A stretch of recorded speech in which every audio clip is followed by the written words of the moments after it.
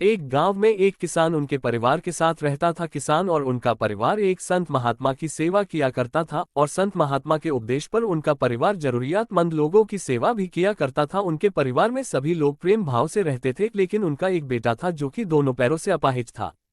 सेवा करते करते बरसों बीत गए। उसका परिवार कभी कभी यह भी सोचता था कि हम सब इतने प्रेम भाव से संत महात्मा और जरूरियातमंद लोगों की सेवा करते हैं, फिर भी हमारे परिवार में इस बच्चे के साथ ऐसा क्यों हुआ? इसका क्या दोष था जो वह अपाहिज है? एक दिन की बात है जब संत महात्मा का सत्संग चल रहा था। हजारों लाखों श्रद्धालुओं उस सत्संग में बैठे हुए थे। संत महात्मा ने अपने प्रवचन पूरा करने के बाद कहा कि इस पूरे प्रवचन के विषय में अभी भी किसी के मन में कोई शंका हो तो वे बताए।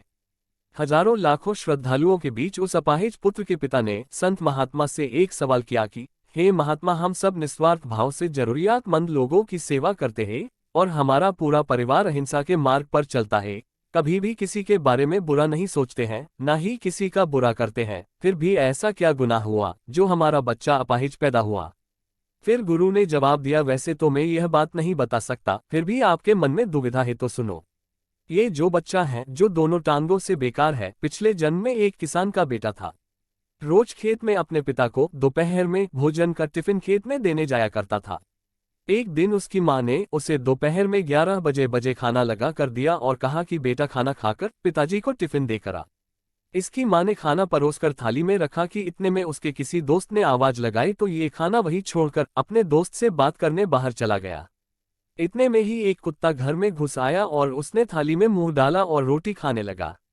लड़का जैसे ही घर में वापस आया और कुत्ते को थाली में मुंह डालता हुआ देखकर पास ही में एक लोहे का बड़ा सा डंडा पड़ा हुआ था, उसने ये भी नहीं सोचा कि खाना तो झूठा हो चुका है।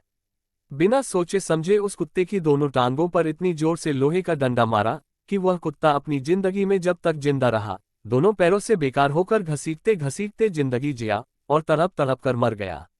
यह उसी कुत्ते की बददुआ का फल है जो इस जन्म में ये दोनों टांगों से अपाहिज पैदा हुआ है।